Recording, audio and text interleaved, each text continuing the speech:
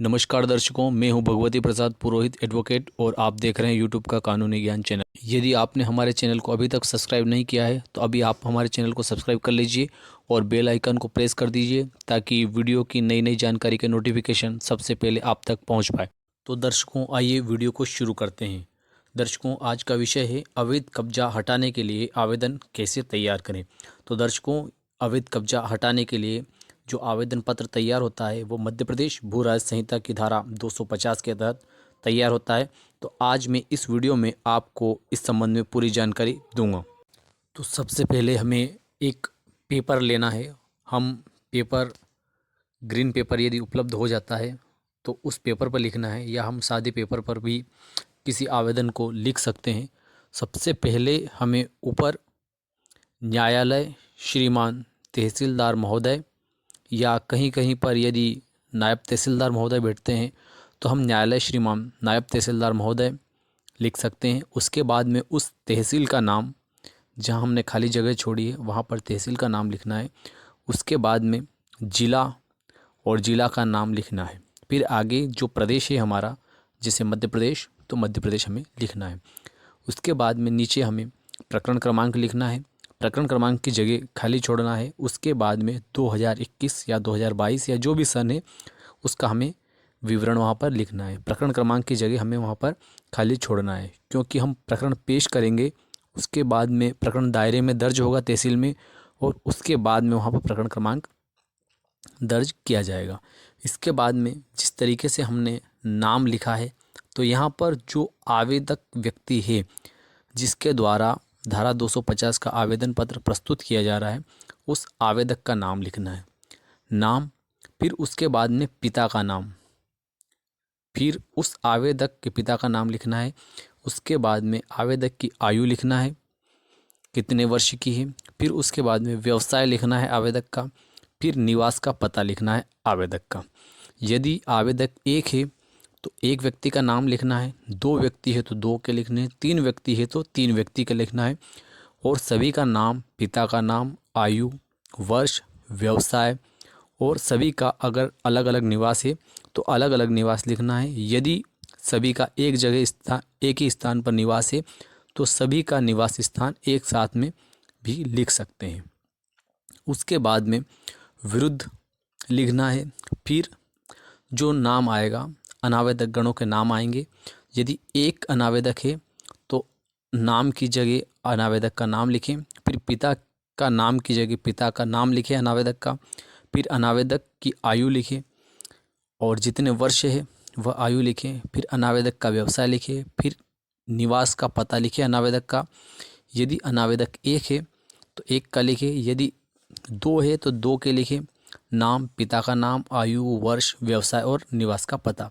यदि सभी अनावेदक गण का निवास स्थान एक ही है तो सभी का आखिरी में निवास स्थान एक लिख सकते हैं।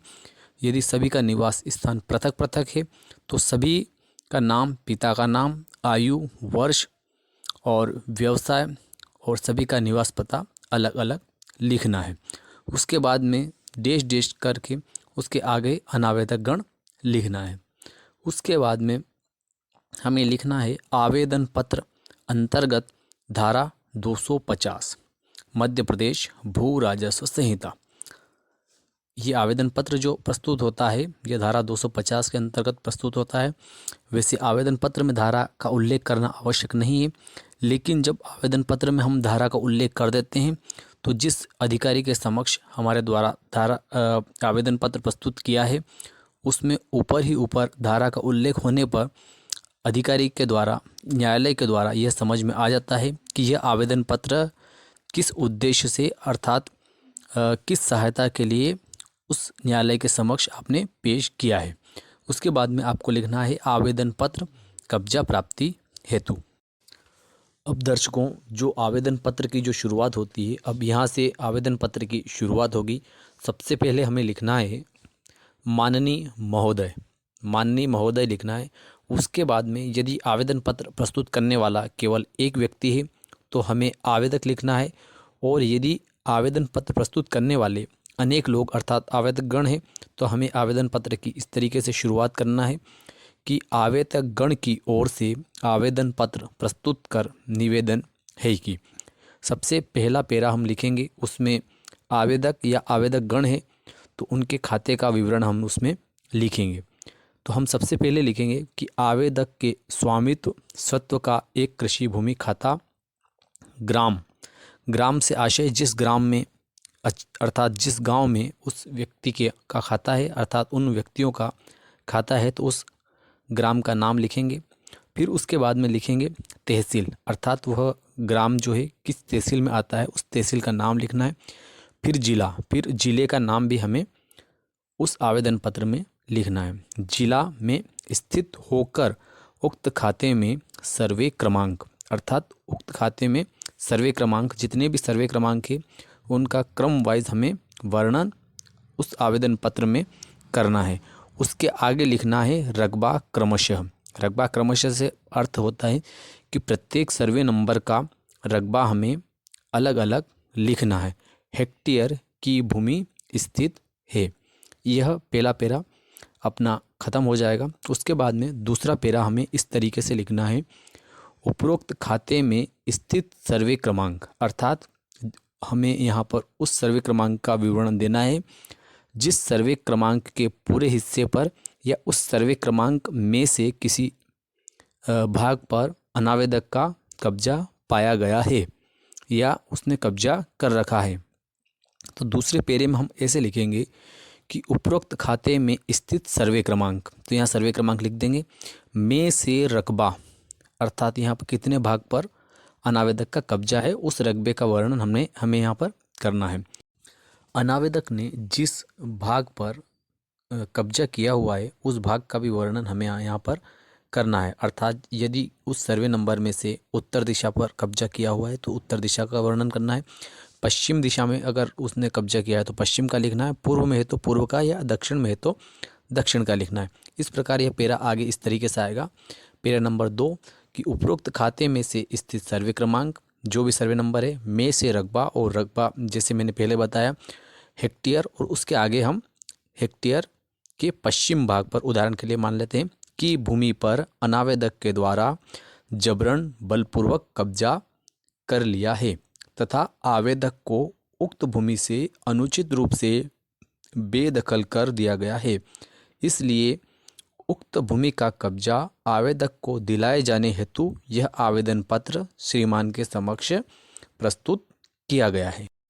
तीसरा पेरा जो है आवेदन पत्र का वह अति महत्वपूर्ण पेरा है, क्योंकि इस पेरा में हम यह जानेंगे कि आवेदक को उसकी भूमि से अनावेदक के द्वारा किस प्रकार से बेदखल किया गया, अर्थात किस तरीके से उसे अनुचित रूप से बेदखल कर अनावेदक के द्वारा कब्जा कर लिया गया। तो हम इसमें इस तरीके से लिखेंगे। कई बार क्या होता है कि लोगों के द्वारा सीमांकन करवाने के बाद धारा 250 का आवेदन लगाया जाता है।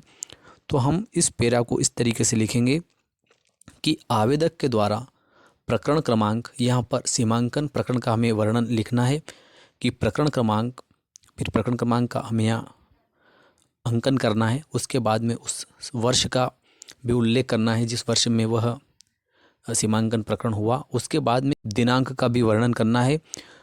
उसके बाद में हम लिखेंगे के माध्यम से विधिवत सीमांकन करवाया गया तथा सीमांकन में अनावेदक या अनावेदक गण है तो ऐसा लिखना है कि अनावेदक गण का उपरोक्त रूप में अवैध कब्जा पाया गया, तब आवेदक को अनावेदक के अवैधानिक एवं अनुचित रूप से किए गए कब्जे की जानकारी हुई। अर्थात जब आवेदक के द्वारा अपनी भूमि का सीमांकन प्रकरण के माध्यम से करवाया तब आवेदक को अनावेदक के द्वारा आवेदक की भूमि पर जो अवैध कब्जा किया गया है उसकी जानकारी हुई। फिर पेरा नंबर 4 जो है वह हमें इस तरीके से लिखना है, आवेदक के द्वारा अनावेदक को आवेदक की भूमि का कब्जा छोड़ने हेतु निवेदन किया गया, किंतु अनावेदक उक्त भूमि का कब्जा छोड़ने हेतु तैयार नहीं है, इसलिए यह आवेदन पत्र श्रीमान के समक्ष प्रस्तुत किया गया है। और फिर आखिरी में हमें सहायता के रूप में लिखना है, अतः श्रीमान से विनम्र निवेदन है कि आवेदक का आवेदन पत्र स्वीकार कर उपरोक्त सर्वे क्रमांक अर्थात जिस सर्वे नंबर पर अनावेदक का कब्जा है उस सर्वे नंबर का हमें यहाँ पर वर्णन करना है जो सीमांकन रिपोर्ट में पाया गया है। उपरोक्त सर्वे क्रमांक में से रकबा जितने रकबे पर अनावेदक का कब्जा है उसका वर्णन करना है। हेक्टेयर भूमि पर अनावेदक के द्वारा किए गए अनुचित एवं अवैधानिक कब्जे की भूमि का आधिपत्य आवेदक को प्रदान किए जाने हेतु आदेश पारित करने की कृपा करें। इस तरीके से हमें सहायता का पेरा इसमें लिखना है। उसके बाद में हमें आखिरी में दिनांक लिखना है, फिर माह लिखना है और फिर जो भी वर्ष है 2020-21 या 2020-22 या 2020-23 जो भी है वह हमें लिखना है। और अंत में हस्ताक्षर आवेदक या निशानी अंगूठा, यदि आवेदक हस्ताक्षर करता है तो हमें हस्ताक्षर करवाना है और अगर निशानी अंगूठा करता है तो निशानी अंगूठा करना है। अब हम एक बात और समझ लेते हैं कि आवेदन पत्र के साथ कौन कौन से दस्तावेज संलग्न किए जाना आवश्यक है। तो सबसे पहला जो आवश्यक बात रहती है वह होता है चालान ₹100 का, अर्थात 100 रुपये का हमें MP ट्रेजरी के माध्यम से चालान जमा करना है। दूसरा जो सबसे महत्वपूर्ण दस्तावेज होता है वह होता है संबंधित नंबर के खसरे वर्तमान प्रमाणित प्रतिलिपि, अर्थात जिन सर्वे नंबर पर जिन खसरे नंबर पर अनावेदक का कब्जा है उसकी हमें प्रमाणित प्रतिलिपि भी साथ में पेश करनी है। तीसरा जो संबंधित नंबर के वर्तमान B1 की प्रमाणित प्रतिलिपि भी हमें साथ में पेश करनी है। चौथा जो दस्तावेज होता है वह सीमांकन के मौका पंचनामा की प्रमाणित प्रतिलिपि। पांचवा दस्तावेज होता है किए गए सीमांकन के प्रतिवेदन की प्रमाणित प्रतिलिपि। छठा होता है किए गए सीमांकन में पड़ोसी कृषकों को भेजे गए सूचना पत्र की प्रमाणित प्रतिलिपि। और सातवां होता है किए गए सीमांकन की फील्ड बुक की प्रमाणित प्रतिलिपि। इन सभी दस्तावेजों को एक सूची में पेश करना है, अर्थात लिखितम सूची के अनुसार इन सभी दस्तावेजों को हमें पेश करना है और सभी दस्तावेज असल अर्थात प्रमाणित प्रतिलिपि हमें साथ में पेश करना है। विश्वास करता हूं दोस्तों आज का वीडियो आपको पसंद आया होगा। यदि आपको यह वीडियो पसंद आया हो तो इस वीडियो को अधिक से अधिक शेयर करें, लाइक करें और कमेंट करें। फिर मिलते हैं अगले वीडियो में, तब तक के लिए जय हिंद, जय भारत।